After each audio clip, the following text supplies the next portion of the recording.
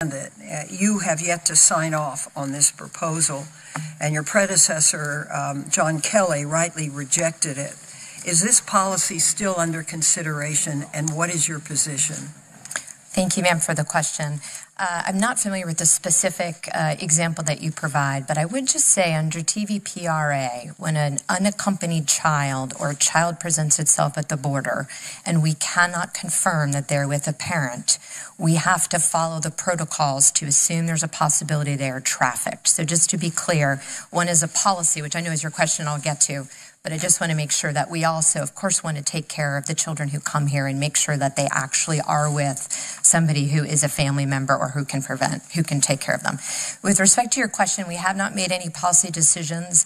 We are in a position where we are trying to be able to promptly remove those we apprehend. What we find at the border is, given a variety of court cases, we are forced in conjunction with the HHS to let children after 20 days, we can no longer detain them. So what that means is once we release a child, we then release their parents as well. So we're looking at a variety of ways to enforce our laws to discourage parents from bringing their children here illegally. But no, ma'am, no policy decision has been made on that, and I'd be happy to work with you and look at other alternatives. Well, how big a problem is this?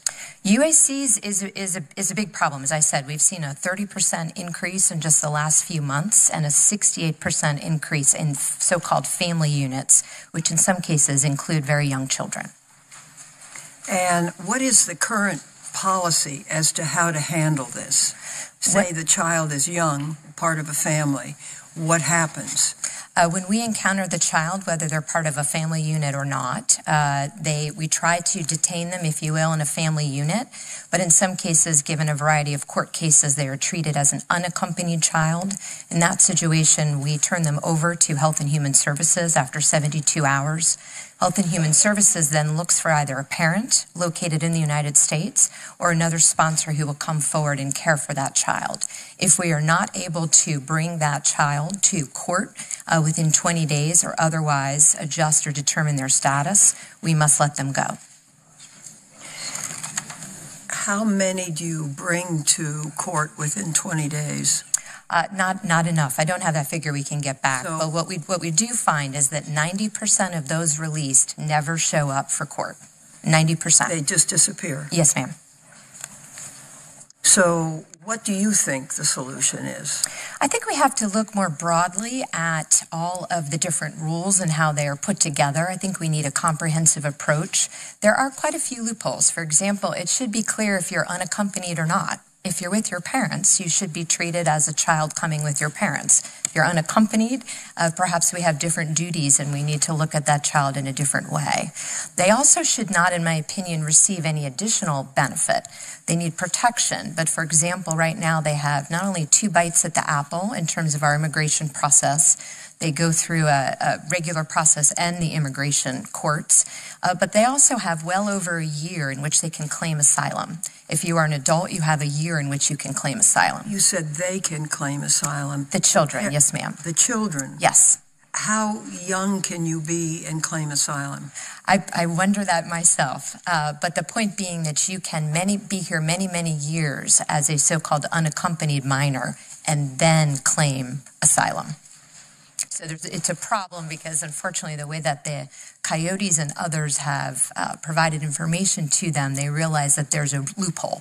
So they can wait many years before they make that claim. And frankly, what that does is that just adds to our backlog. We have hundreds of thousands of cases in backlog. It's very important for us to be able to focus on those who, of course, truly need asylum, but they sometimes are buried within the larger numbers of those who perhaps do not need asylum. How do you assess the size of this problem? Is it a major problem? Is it restricted just to some areas and some groups of people?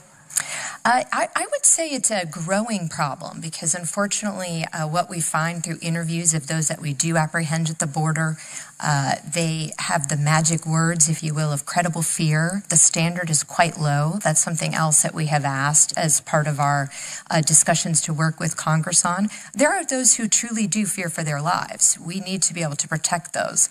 But there are many others, unfortunately, we find who are trained by those who are trafficking them to just use those words.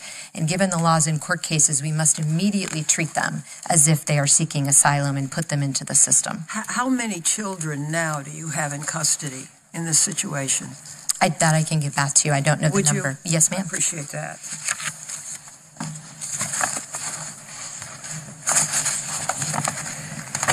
The administration's decision to terminate temporary protected status for Haiti, Nicaragua, the Sudan, and El Salvador looks like it's going to have a significant economic and humanitarian consequence. TPS holders work in key industries, as you know, performing a lot of indispensable jobs, and they're important. Additionally, it looks like this is going to have an adverse effect on children. It's my understanding that around 273,000 U.S. citizen children have a parent who's a TPS holder. And it's my understanding that El Salvador requested that this designation for its nationals continue, expressing concern about whether they could manage the return of some 200,000 individuals. Can you just tell us some of the arguments that El Salvador made in support of TPS designation and why those were not persuasive? Yes, ma'am. I did have the opportunity to speak to a variety of government officials from El Salvador. In our discussions, they were very concerned about the time period in which it might take for them to be ready to bring back their citizens. We did not talk generally about the country conditions, and I want to be very clear on this. The law does not allow me to look at the country conditions of a country writ large. It requires me to look very specifically as to whether the country conditions originating from the original designation continue to exist. In this case, the 2001 hurricanes in El Salvador. So we didn't dispute the country conditions are difficult in El Salvador, but unfortunately the law requires me, if I cannot say that the conditions emanating from the earthquake still exist, regardless of other systemic conditions, I must terminate TPS. So the discussion was around the time period. The reason that we delayed it for 18 months was because they were persuasive. Do you believe the law should be changed? I believe maybe we should take a look at that. I think we should take a look at it, absolutely. I think and I know there are some bills that have been proposed to do just that. This was meant to be a temporary status, as you know. The difficulty with that is when people are here for 20 plus years, in the case of El Salvador, they have roots. They're contributing to the society. They're otherwise making our economy strong. So yes, we do need to look at this and find a better way to come up with a permanent solution. Would you be willing to work with us in that Absolutely. regard? Good, thank you.